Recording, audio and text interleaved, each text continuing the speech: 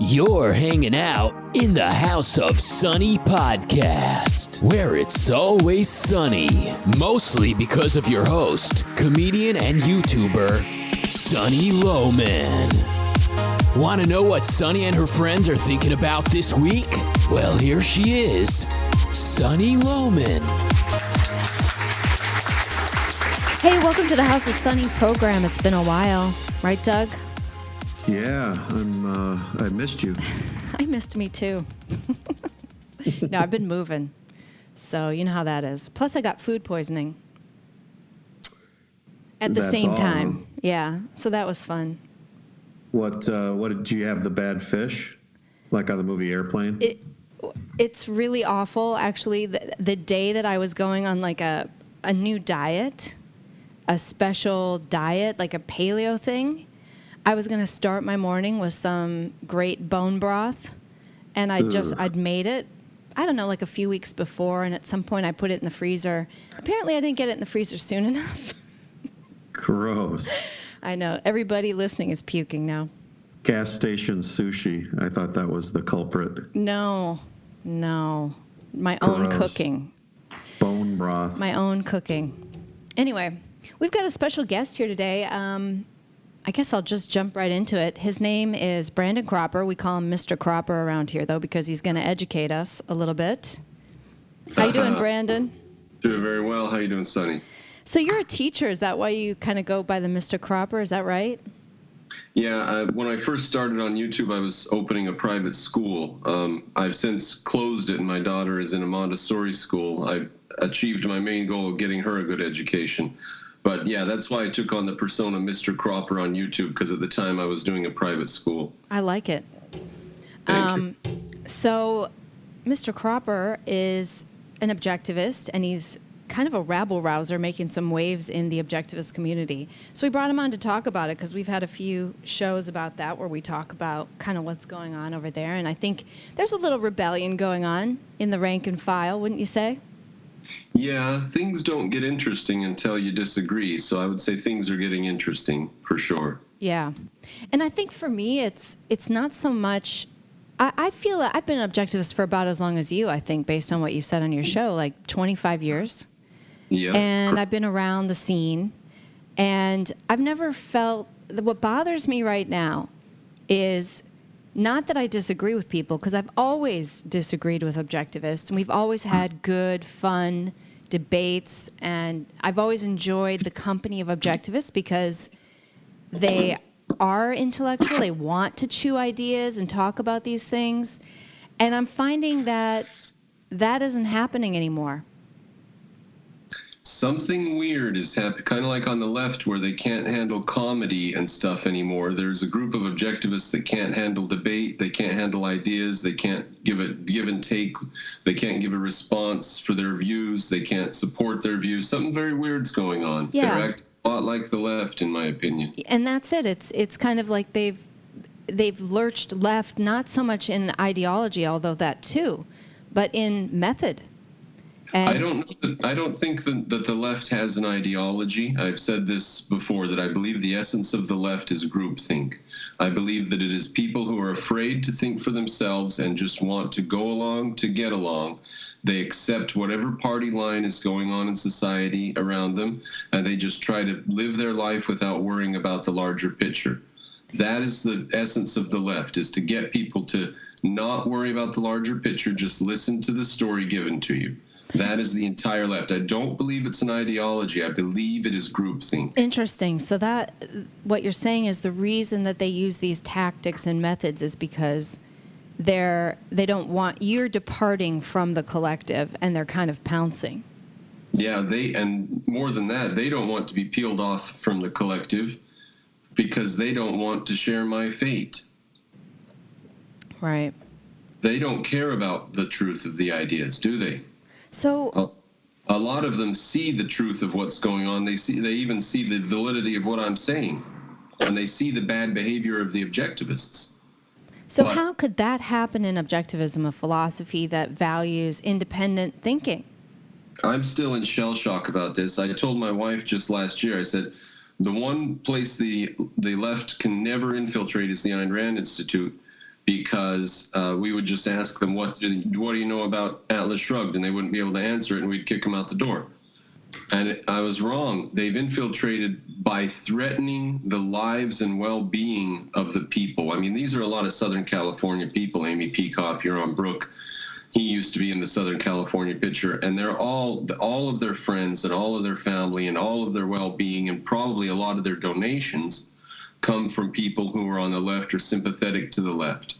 So I think they are stuck. I think if they turned around and started saying Trump's not so bad, they would be vilified, they would be destroyed, their lives would be ended. Financially. Yeah, financially. Actual real-world implications. In fact, it's taken me 5 years to get my channel back to where it was when they demonetized me. So wow. I've only just been able to put ads back on because they said they wiped the subscribers down to 0, and you had to get everyone to press the notification bell. And why did that happen to your channel? They did it to everybody, presumably. I assume they didn't do it to everybody because it would have ruined some of their best channels, but they certainly did it to me and a lot of people. And so I went from 2,700 subscribers, and I could get 200 views immediately by posting a video because 10% or so of people will click on it that day, down to 0, down to nothing. I had to rebuild my channel. I would get literally 6 or 8 views when I posted a video, literally. So you think that, I mean, I just don't see a whole lot of success, though, in objectivism. No offense to anybody, but I don't see that. There's no objectivist channel that does really well, or, a thought leader in objectivism that's famous. It's Charles, too, that Rucka's famous, right? And Rucka's famous, but he got famous before he was an objectivist. Yeah, and then interestingly, he gave Charles II a bit of a leg up with his fame. He used his connections to give Charles II viewership and so on. And then Charles II ended up with a pretty good stream of money just for making really, really objectivist videos, which confused me for a while. Now I realize that these were just second-handers passed on from Rucka's channel who didn't really understand objectivism or Charles II. They were just in on a group thing. I see. And Charles II made a bunch of money on that. So yeah, I think objectivism, I was shocked by Charles II's success, but now I understand it better. I think objectivism is necessarily always going to address a small group. Look at did you think that you were a major objectivist 5 years ago? Me? I started making videos in 2010. I never considered objectivists my primary audience. Because they're just too small. Well, what if it turns out that you are one of 25 important objectivists on the scene today? Yeah, right. Or maybe one of 10, or maybe one of 3. Yeah. I have a hard time believing that, I guess. I do as well, but if the hard work and the lifting isn't being done by the people who are sitting here buying their stuff and listening to their speeches, if they're not doing the hard work and lifting, then someone's going to, or maybe someone isn't. But I'm trying to do that, and it seems like you are. So we might have to arrogate to ourselves a little more importance than we thought. Yeah, I thought perhaps. I was just a guy on YouTube doing videos about Greece and Rome. That's what I thought I was. I just remember coming up and really admiring the objectivist intellectuals and learning a lot from them. And at some point, I feel like that's flipped, where now I hear them say things and I think, what? What? How can they be so ignorant? Well, how can they not know? They're just being dumb.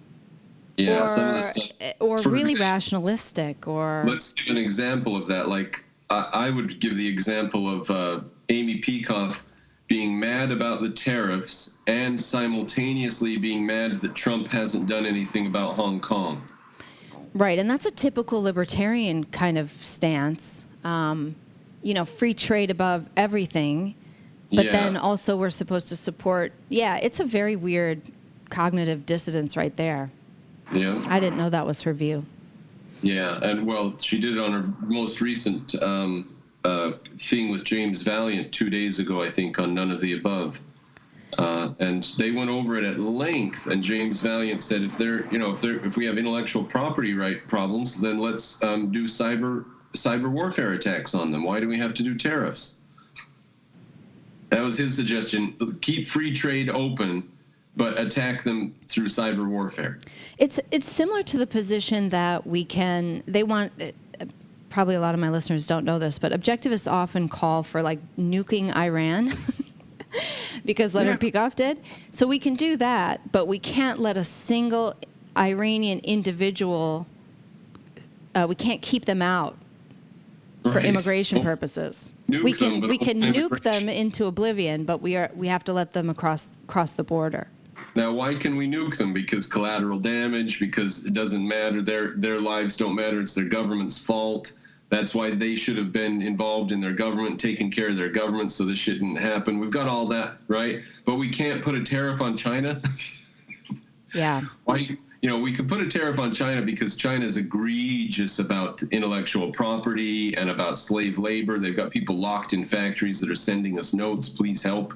There's terrible things that go on in China. That's why we can treat them badly economically. We can beat them up and we can say, we're not going to be nice to you until you start treating your citizens properly. That's the proper way for us to behave. So why the objectivist leaders can't get this? There are no objectivist leaders. You and I are going to have to arrogate part of the position. I watched your show where you said you're going to take over the bus. Yeah. And it is some kind of a bus, because I get on there and I look up at the front to see what the guys at the front are saying about quantum mechanics, because I don't know that stuff. And I look into it, and quantum mechanics, they tell me, is philosophically corrupt. It's not based on science or math. And they give me all their arguments and evidence. And I come out the other side knowing a lot about the situation and being able to appreciate things like string theory and know that they're nonsense because they can't be tested. I get this knowledge from the objectivist, from the Ayn Rand Institute and so on. So they are brilliant people that I learn a lot from on a lot of subjects. But it is never the case that there isn't something that will pass my mind that I don't judge. Therefore, now that I see that they are in error, I have to talk about this. There's always been some, like, if you don't agree, you're not an objectivist. I mean, I think Peikoff has said that a few times. There's always been some of this kind of snotty nastiness, I would say, that is unfortunate and is unworthy of independent thinkers. But it's really just been in the last 3 years, I feel like things have really gone off the rails in terms of you can't disagree. And if you disagree, you get called. You only get called names. You don't get argued with. And It started with immigration. And for a while, I thought, I used to kind of believe the open immigration idea, and then reality kind of smacked me in the face. And you can't watch Europe, and you can't sort of see some of the things happening in this country, and you can't think about the threat of Islam and still be for open immigration. And just the out-of-control welfare state and just all the facts. You just can't be for open immigration anymore. At least, and yet so many of them are, to the point that a lot of times their arguments to me are pure altruism. What about that woman and her child? And, it's just exactly what I would hear from the left. And I can't believe it's coming out of an objectivist's mouth. So we should have our immigration policy because the poor mom and the child who just wants her kid to go to a good school. Yeah, that's sympathetic, but that's not how you build a foreign policy. Yeah, Ayn Rand said you can't use the law to stop someone else from bettering their life. And that's what they keep using. And if you have a border, then that's using the law to stop people who are coming in from bettering their lives. Yes, but we would be sacrificing in the process. And so that's the key, is that is an argument from altruism. It's not my problem. This is my society, and I have a right to it. And I mean, Ayn Rand also covered that. She said you can't just say that you want to stop competition. She wrote an essay called The Divine Right to Stagnation. See, I just want to let objectivists know that I'm familiar with all this material from top to bottom. They're going to, because this is what they're going to bring up. Yeah. So what do you say to that objection? Well, as far as I know, she said immigration is a value to human life, but she didn't say open borders. As far as I know, she only said open borders for 2 countries. She said any nation has a right to do whatever they want to Germany and Soviet Russia because of the behavior of their governments. Doesn't matter what you do to them, they can't claim any rights at all. Now, she didn't say that Japan or Australia were of such a nature in the modern day that we could go do that to them. If they close their borders, what are you going to say to them? That is the prerogative of the people inside that country. And here's another way I get at that. Here's the thought experiment that they bring up the one quote from Rand when she said in that question period, she said, "How could I be against immigration? Because I wouldn't be alive today if I were." Good point. So she's in favor of immigration or else she would have died. Now, let's say that we didn't let her immigrate. Let's say the American government stopped her from coming and left her in Soviet Russia. And let's say she died a terrible death in the gulag there and never developed her ideas. Whose fault is that? Is that the American government's fault or Soviet Russia's fault? So, of course, we can close our borders. And it's not our fault what happens to those people all around the world. Not Right. our fault. It's just not our fault. And it's not our responsibility either. Exactly. We're not to turn ourselves into a machine that goes around the world hunting monsters, as our founding fathers said. We are 3% of the population of the world. We cannot let them just flood in here as they please. That is insanity. It's insanity. And I thought that, I disagreed with everybody on immigration. And I thought that was the only issue. And I really was, this was a few years ago, I was very, very concerned about the language with which they were disagreeing with me on immigration. Terms like xenophobe, racist, evil, coming right out of the Ayn Rand Institute. And I kind of gave them a pass. I thought, who the hell is over there writing this shit? Somebody wrote on the ARI website or the Facebook page, used the word evil to describe people who didn't believe in open borders. And I just thought there's some rogue writer over there who said that and was very disappointed. But I thought it was limited to this one issue that people were really wrong about. And now I see, though, that it's bigger than that because it's every issue. And it's the tech companies. And it's not that I'm saying they should be for regulation of tech companies, but they won't even morally condemn them. Yeah. They could at least do that. They just go on about the free speech thing. So that's why I think that they are just leftivist group thinkers. They don't have an ideology. And notice that if I'm right, that it's not an ideology, it's just group fear. If I'm right about that, that's why the left would be able to take in objectivists who, ideologically, they do not fit. They just have to parrot some group line. But why wouldn't they choose the right then? Okay, they've chosen things which are nihilistic equivocations, modern nihilistic equivocations. So like free trade. The left noticed that we were in favor of free trade. And they said, well, what about free trade with the dictatorships? Why don't you free trade with them too? And so they destroyed the concept of free trade. We used to have a concept of free trade as low tariffs and low barriers among the free nations. And then we totally changed that. Now, 100 years ago, we had that policy because importing cattle or something from Argentina, say, would destroy the American cattle market because they can produce it for so much less down there because everything's cheaper because the country's less developed. So our founding fathers didn't want our country's economy to be destroyed by imports from other countries. And so they put in trade barriers even among the free world countries. Then that was all destroyed by modern nihilism, defining free trade as totally zero tariffs with everybody despite all context. And so now we're shipping factories and billions of dollars to our enemies, China, for example. That's what's crazy is it's not just Argentina or something. It's China.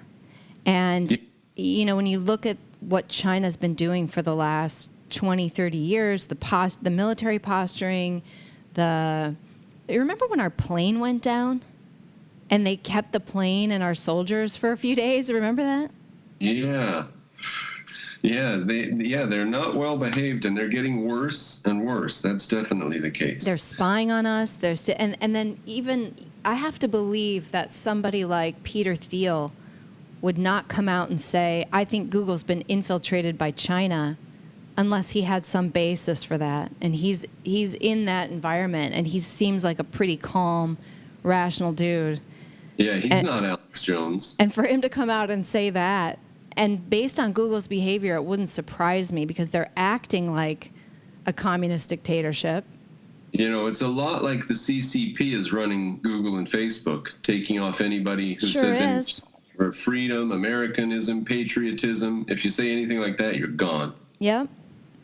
Sure does seem that way, doesn't it?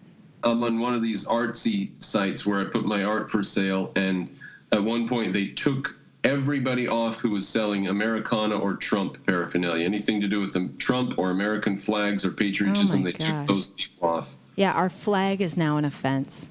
That's insane. We're doomed. That sounds like the CCP is running things, doesn't it? It sure does. Yeah. I think we need to have another age of McCarthyism and house cleaning, and where Ayn Rand went before Congress and testified about what she knew about the communists in Hollywood. Yeah. I think we need to open up the prisons and start putting some people in them. We might have a China problem. Yeah, a communist problem. What's crazy is that no one was talking about this before Trump. Yeah, you couldn't.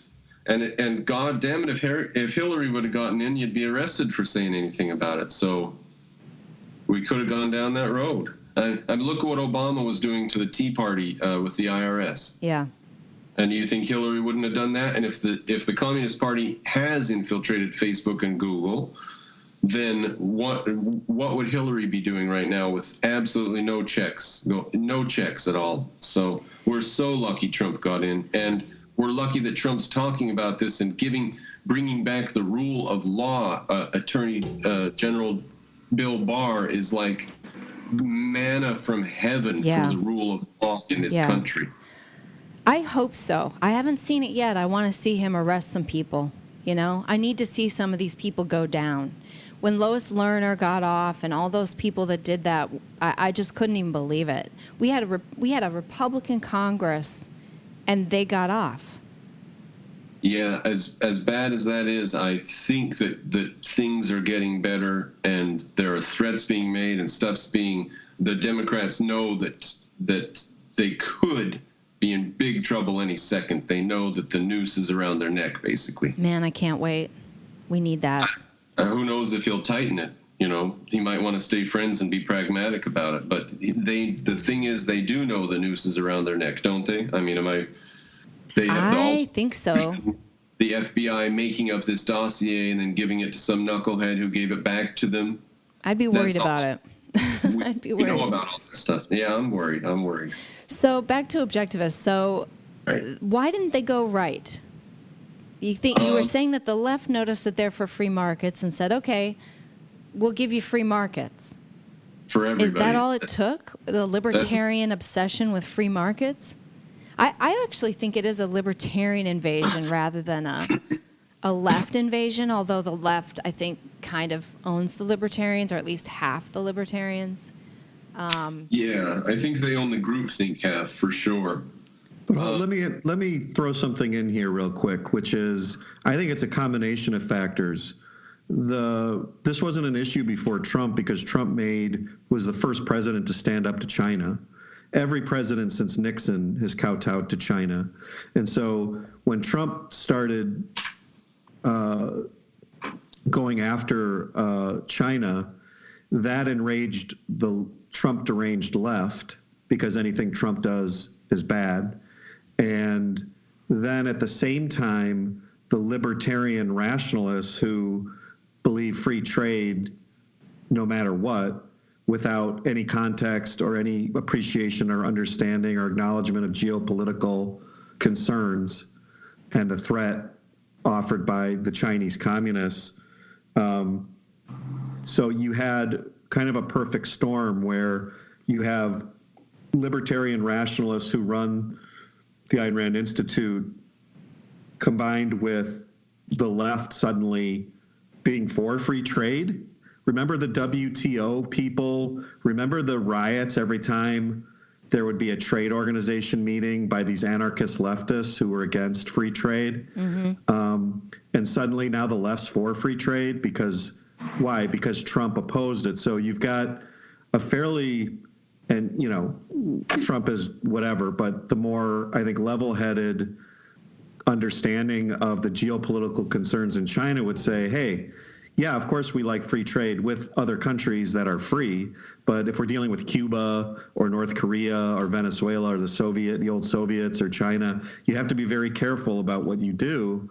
And yet, because objectivists, I think, epistemologically are rationalists, for some reason they've completely and utterly dropped this context. So what aspect of this is rationalism, which fuels Trump derangement, in concert with this political shift that we've had in the last couple of years since Trump came in, where everything Trump does is wrong by definition? And that combination of things has set this off. I mean, you know what I'm saying? Yeah. To what extent is the Trump derangement syndrome caused by the threat to your livelihood? That if you don't have Trump derangement syndrome, you will lose your job. Yeah. I mean, to what extent is that connected? I feel like the right has a market. There are people who are successful on the right. There's a growing market on the right. I just think it's a hard argument to make, to say, like, as we're typically the laissez-faire free traders. And so it's pretty tough, and you have to be intellectually competent to consider the full context and say, okay, yes, we believe in free trade, but look at this actual real world situation where you've got this specific country, China. It's got 1 billion people, has an army, it has a communist party, it oppresses its people, blah, blah, blah, steals our IP. All these things are going on. And so you have to look at that and be able to say, okay, let's untangle this. Like, maybe we should embargo countries like this. Maybe we should have tariffs. Maybe, and there's the concerns over our basic industry. Should we, as a country, we think of ourselves purely as individuals, yet there are certain circumstances where it's rational and self-interested to think of yourself as part of a group, particularly when we're concerned about the preservation of our country and our institutions and our values. So, if we don't have a basic industry producing things like aluminum and metals and so on, and we offshore all of that industry and manufacturing, if we find ourselves in a situation where we were at war and we're reliant on China for rare earth metals, which are used in digital and satellites, and we're relying on other countries to import certain basic materials. So you do have to think about your country. And I think that is hard thinking. And I think on the surface, these involve concepts that objectivists are uncomfortable with, like thinking nationalistically about the preservation of the country, thinking about national defense, thinking about ways to go after. But why, Doug? Why are they uncomfortable with thinking about this? Because you aren't, I'm not, Brandon isn't. Because they're bad thinkers. Ayn Rand wasn't. Ayn Rand talked about nationalism very rationally when she said, well, there's either, I loved what you said when you said, Brandon, French people should be American nationalists. And to me, that was like the perfect way to make that point. It's not like we're Nazi nationalists. We're not saying, the Vaterland, no matter what, we're exterminating people, but so what? We love our country. That's not it. We're not racial about it. We're not. America is completely different, and caring and loving this country is different. I just want to point out that in the comments of that video, a Pakistani said that he was an American patriot. Oh my God, exactly. Thank you. He affirmed me. Yeah, thank you. And we know we've got people in Hong Kong. So it's true that anybody around the world should support America. Yeah, and Ayn Rand said as much, and she was very pro-American. And, when the objectivists criticize you or me or our views, they say things like, you're a white nationalist because you're an American nationalist, that automatically somehow discounts all the black people who live here and all the, somehow you're just for your race. And you're xenophobic and you're racist. And they smear people on the right as being, unprincipled because we, for some reason, in order to fight the left, are somehow willing to give up all of our principles and just go for a totalitarian, which is Trump supposedly, and white nationalism, and join a collective and become collectivists. And I just don't see it that way, and I can't figure out how they're seeing it that way. And I just feel like it's really, you're not going to change anybody. You're not going to help people on the right not choose white supremacy, say, over, more of a principled American-style liberty, if all you're doing is yelling at them and not acknowledging their very real problems going on in this country, like all the racism heaped on against white people. Yeah, that's serious. Real. And if we're concerned about that, that doesn't mean I'm a collectivist white supremacist. I just don't want to be targeted for my race. And I mostly think about my little daughter. It's not so much going to be my problem, but I don't want her growing up in a society where she's a minority amongst a majority that hates her for her skin color. Yeah. And that we scares thought we me. were doing away with that. We thought we had ended that situation.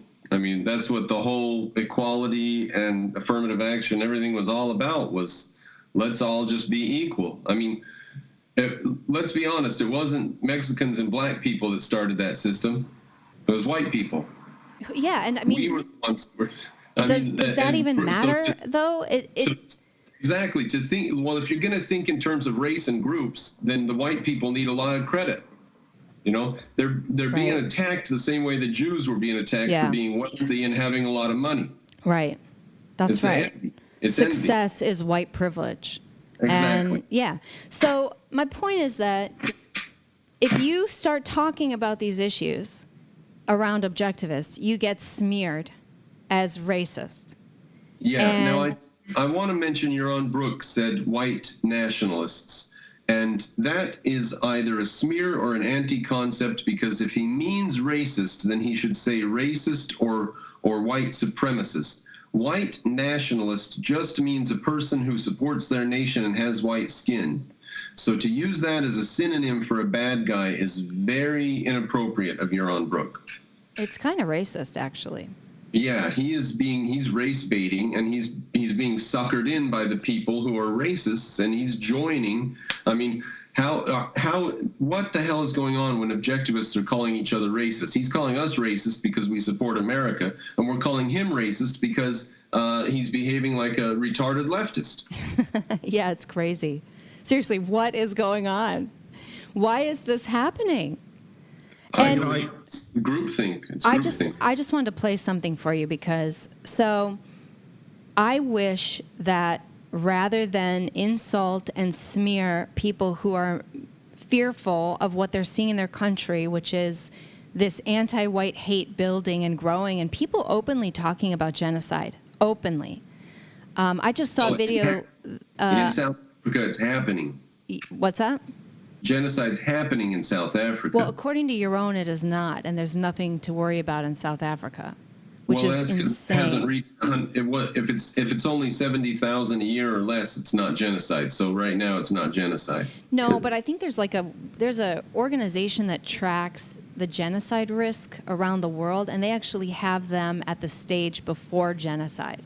So that's pretty serious, and that's a nonpartisan Genocide Watch, I think it's called. And anyway, and instead of saying, hey, everybody, like, I see what you're talking about, just be sure that you don't go down the road of becoming a white supremacist and talking about the dangers of that from an objectivist perspective and why collectivism is bad. And instead, he just insults and smears people. And not just him. I'm not just piling this on your own. I kind of feel like it's a problem going on in objectivism. And there's this woman who is a conservative. She is a full-blown religious conservative. her channel's Amazing Polly, and she does like research on conspiracies. So she doesn't even talk philosophically, really.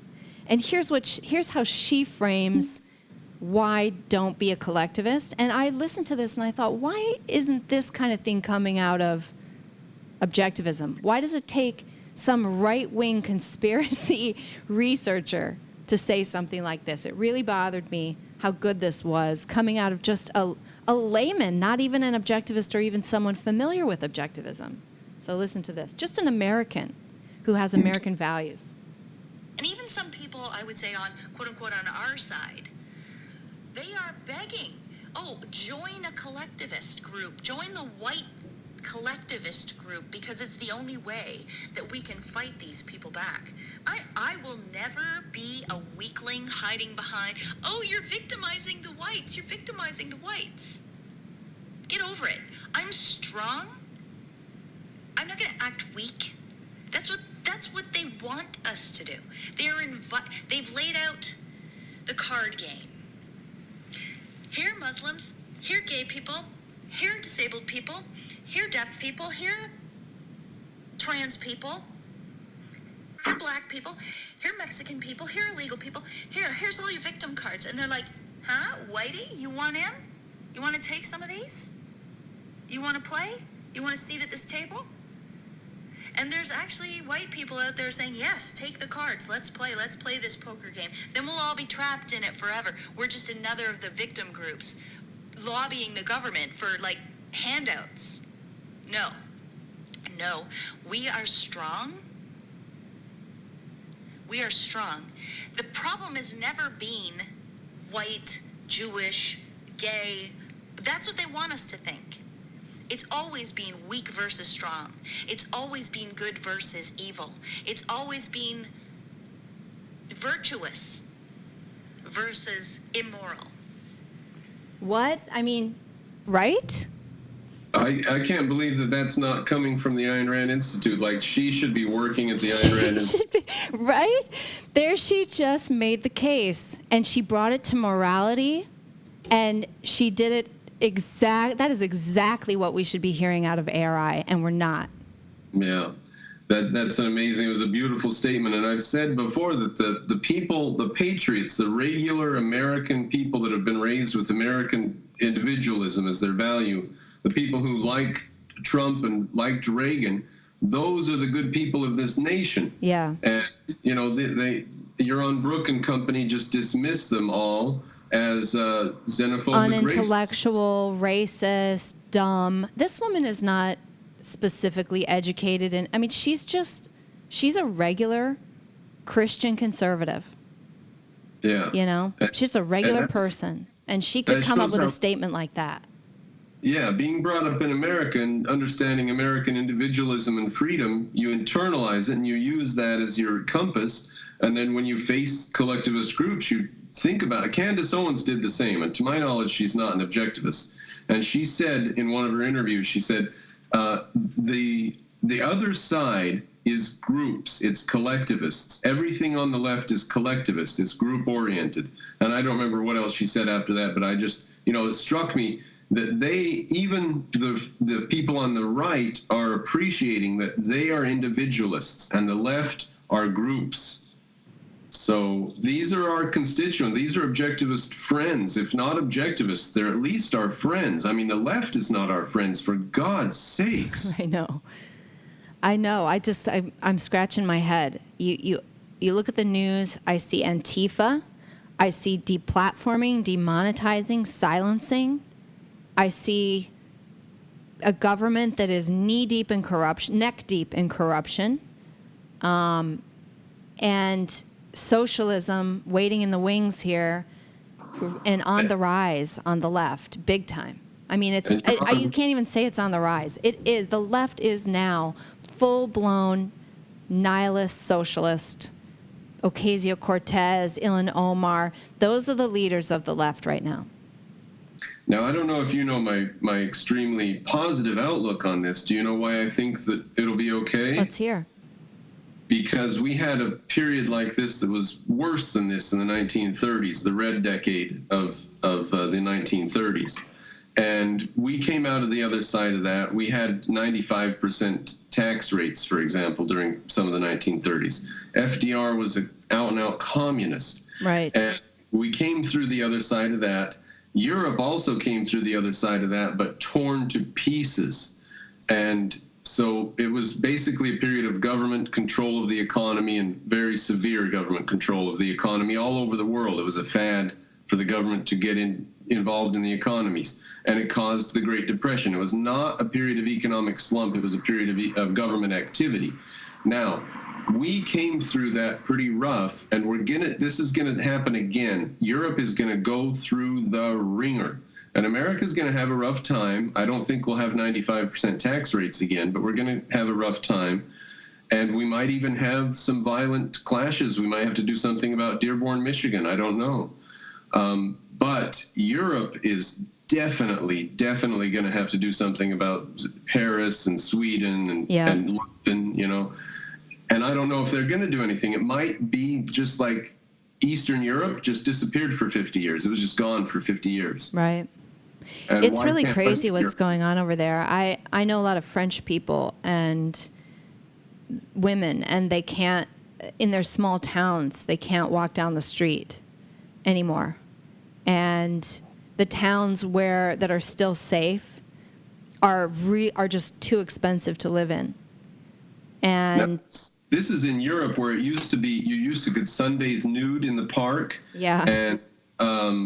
And gay people could walk around in Amsterdam hand in hand and make out in public.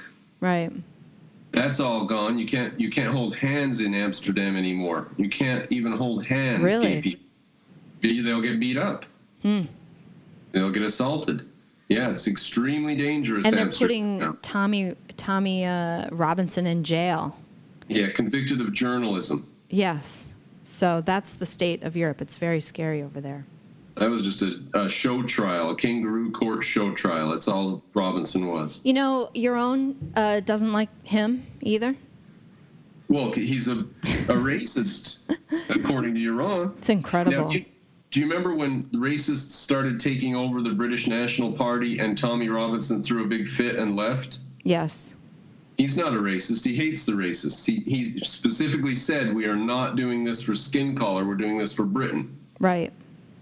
So, and yeah, Yaron Brook will not say anything bad about Antifa, especially when you mention the Proud Boys at the same time. He says they're both thuggish groups. Right. As if one of them didn't start it and the other one's a response. I mean, do we have no values left in our minds? We can't even look at the world. The world's just a blank. We just react to the moment. That's what Yaron is doing. What's crazy about that is, in this country, even if you're a Nazi, you get to march. And the fact that Antifa goes there to attack even a Nazi, it's just not right. That's not the values of this country. Yeah, why would it matter if Tommy Robinson were a racist? I mean, if he's being thrown in jail because of his viewpoints or his opposition to Islamic rapists, why shouldn't we, support a dissident who's being persecuted for his views? And I mean, not only would that be the right course of action with that and with the Antifa Proud Boys thing, but on top of it, they're not bad guys. The Proud Boys are not the instigators. They're going there and they're being attacked, suppressed with the aid and abetting of the local government, and which is encouraging lawlessness and anarchy. And so then how could you not see that? Bizarre, like the pedophilia thing is throwing me for a big loop. And that's partly what he's involved in too over there, and that the police were involved in it and then covering it up. And, the fact that that's part of this is so weird. And that just really speaks to the degeneracy of the left. That where you find them in charge, you find massive pedophilia. I don't know I don't have a theory on what the hell's going on with that, except general degeneracy of our values is what they want to do. Right. I think that's what it is.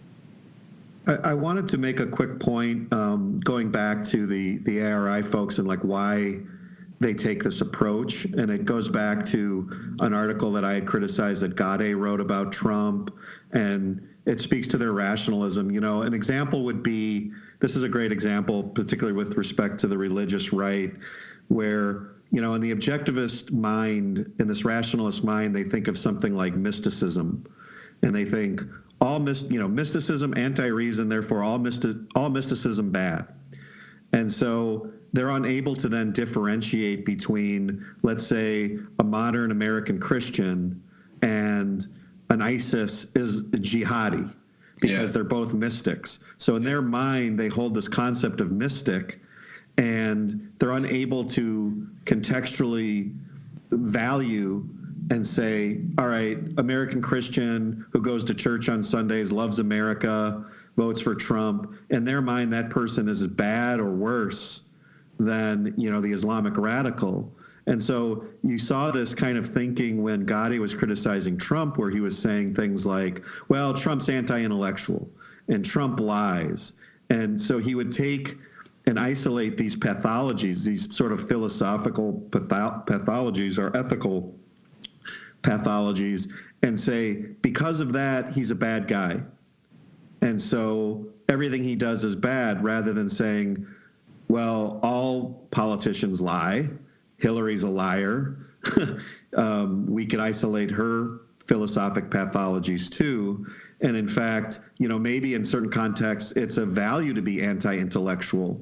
You know, most Americans that still, you know, our country's been saved by anti-intellectuals, people that didn't go through the universities, who still love this country, who haven't been inculcated in the cult of leftist dogma. So, you know, to say something like, mystics all bad, anti-intellectual people all bad, therefore anything Trump does or says, or no matter how he acts, it can never be the product of a fully realized sort of philosopher king, you know, and so we reject everything he says or does, and he's a bore and everything else.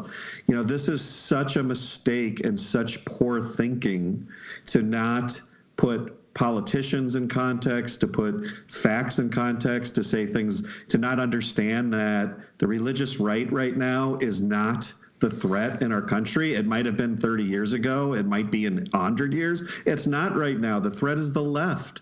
And the right, even the religious right, are our allies in this case. They're the ones who are, it's Prager that's fighting against Google and text censorship. They're Who would the have ones thought who the are, religious right would be the anti-censorship people? Exactly. 30 years later.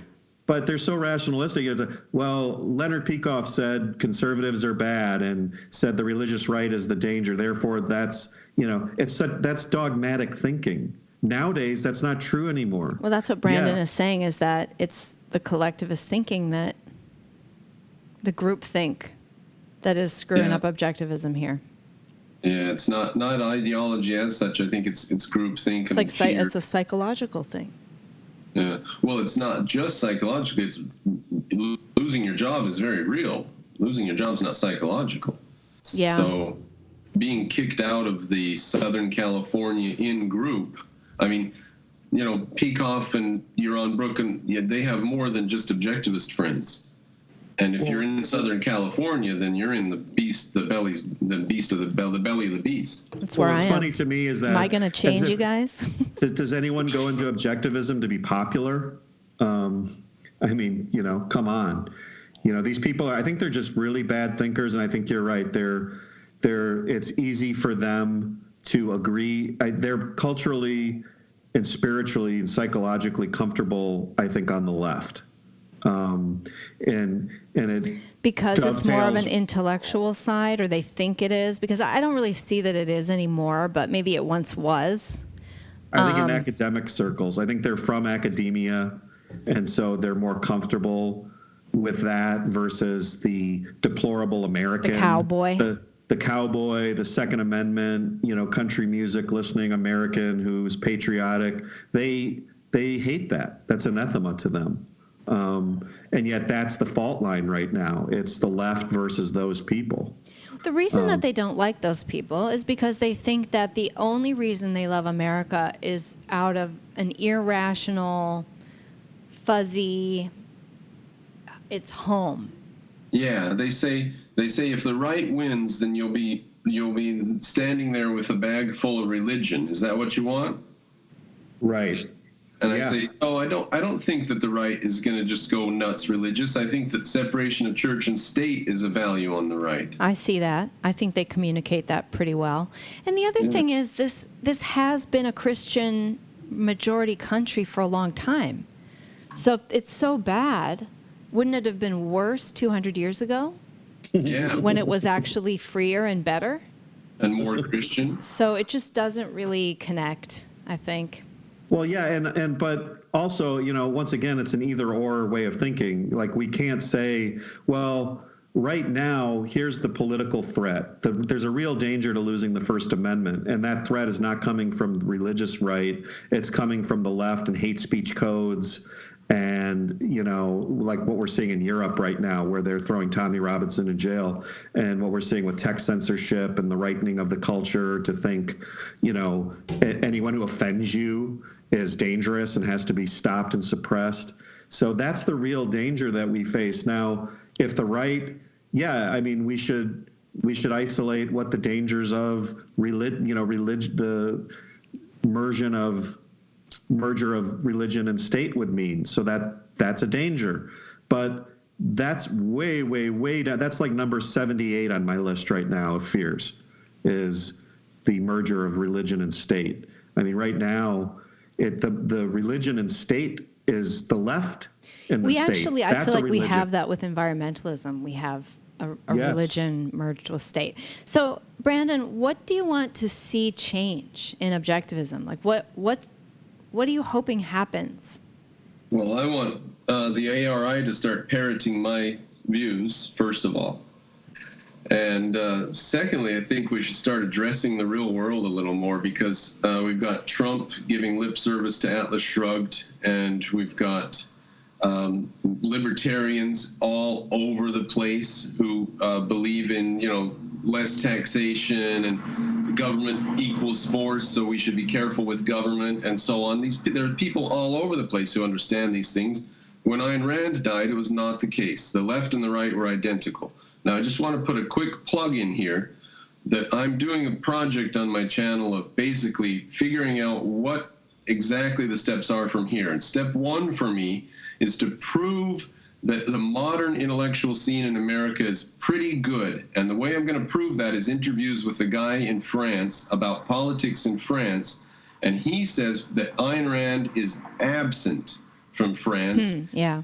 We've already discussed at length the current situation in France and politics, and we're going to discuss more so we understand. So tune into my channel if you want to know what would America look like if Ayn Rand had never been published and we were just rolling along as Republican versus Democrat. That's interesting. I agree with you, and I think there's when I was involved in the Tea Party stuff when that was happening, and everybody was reading Atlas Shrugged. Yeah. And you definitely hear it in the language in some politicians and thinkers on the right. I don't hear it on the left. No, she's dangerous to the left and still is, yeah. But the fact that she's popular on the right ought to give objectivists a hint. I mean, it gives me Right. a hint. It's definitely a hint. Yeah. So what do I want to happen in objectivism? I want you and I to keep speaking out. Yeah. And make a fool out of these people. I think more people are starting to say things. I think the more people that speak out, the more people will speak out. Yeah. I pretty much don't agree with, I'll just make the statement here. I don't agree with the people running the intellectual side of the Institute on politics, I would say 95% of the time. Yeah. I think they're wrong. I don't think they're supposed to say anything about politics because they're a nonprofit. They're allowed to talk about it. They're not allowed to promote a candidate. Yeah. And, that's the line, isn't it? What I'm sick, here's one thing they can stop doing right now is say that when they speak, they're not speaking for Ayn Rand or the Institute. They are. Yeah. When Yaron is out there on his podcast, he is speaking for the Institute. He was just on the Ben Shapiro show, introduced as the person who runs the Ayn Rand Institute. Yeah. Whether he does or not, that's how he's being introduced because he's chairman of the board. And I actually think Yaron needs to step aside. That's what I would like to see. We need new leadership. Yaron wants to be a radio talk show host, and he wants to be sloppy on his show and not write things down like me, and that's fine. He can't then also be chairman of the Ayn Rand Institute. That's my opinion. He's too sloppy, he's not scholarly, and he's getting it wrong a lot. And that's not to say that the intellectuals over at the Institute, like Ankar, I also think he gets it wrong. He doesn't write very often, but when he does, it's embarrassing. And let's not forget Harry Binswanger. Yeah, Harry with the we owe immigrants an apology for stopping them at the border. Yeah, bizarre. And asking them who they are. How dare we? And then in the next breath, he says it's okay to do health checks on them. Why is it okay to do health checks on them? Well, because objectively, we shouldn't let people into our society to spread disease. Oh, but we can let them in to spread violence and bad governance? Right. And if it's ever possible for like a society to be bad, and a group and a culture to be bad, then it would be okay for us to drop bombs on them. So they definitely agree with the idea that a society or a culture can be bad. Now, can we stop those people from flooding into our country? No. Yeah. That's bizarre. It's just bizarre. It's really bizarre. We can bomb the shit out of them, but we can't stop them from flooding into our country. We have to welcome them. That's insane. So what I want to happen is I want these people to answer for their views, answer the rank and file here. The rabbles are being roused. That's right. And by the way, any collateral damage as a result of our exercise of our foreign policy and defending our border, that's our fault. But if we nuke them, that's their government's fault. And then the other thing I'd like to see is that they stop with the ad hominem immediately. That would be nice. And let's get back to actually being able to have a discussion as objectivists, as reasonable people. Every time I can have that with people, even when they disagree with me, it's a relief. Yeah, nice, good, solid disagreement without insults would be nice. If the ad hominems are true and so on, then put them at the end of the paragraph. Like prove your whole thing. Show that the guy's an idiot and a moron, and at the end say what an idiot. That's how Ayn Rand did it. Yeah, exactly. She never thought she didn't have to prove her case.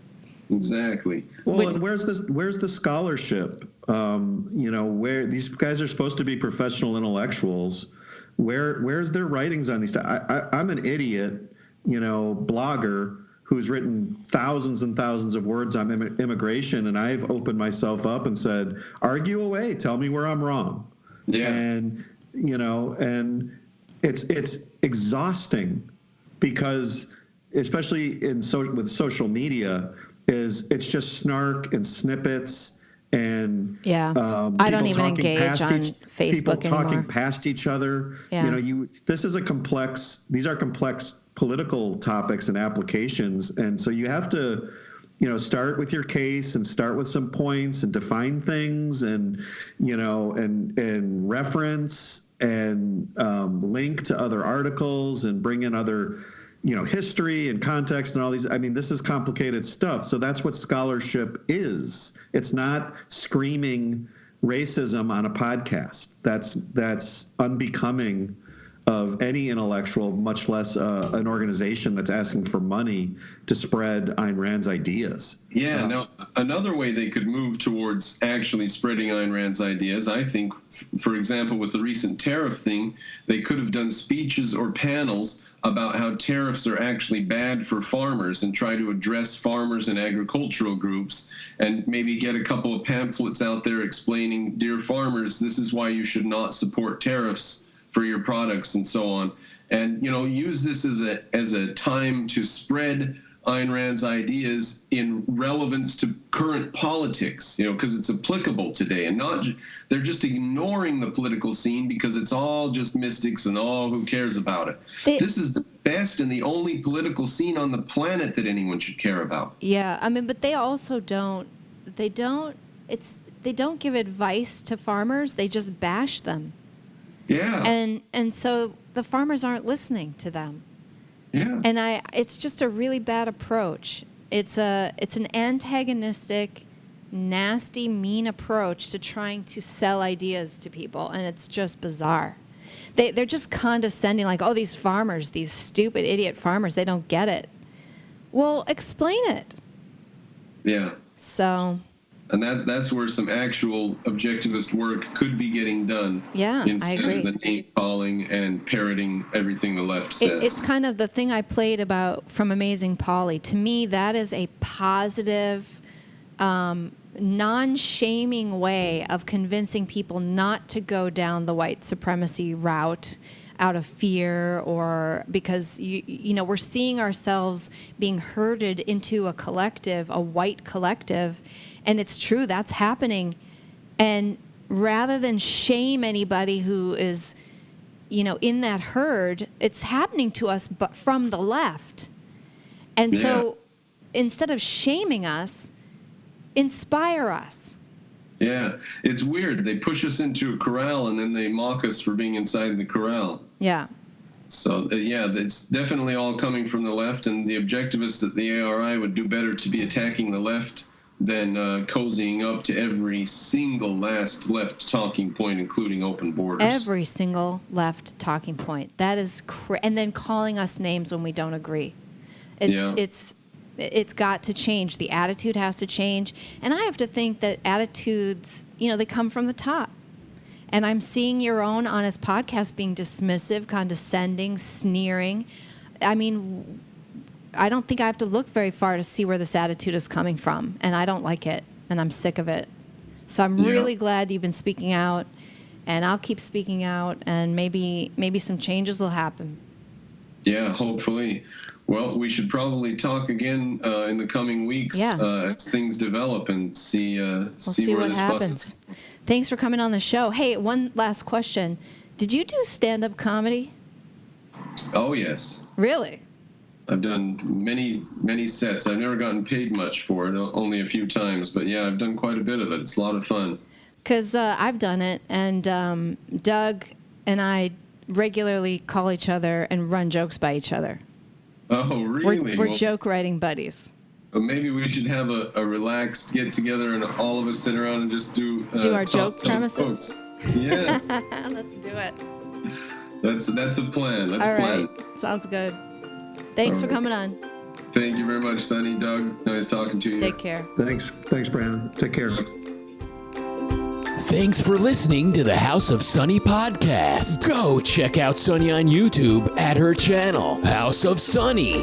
Everything Sunny does is fan-funded, and because she's likely to get kicked off and demonetized on every platform at some point, please support her over at patreon.com/House of Sunny.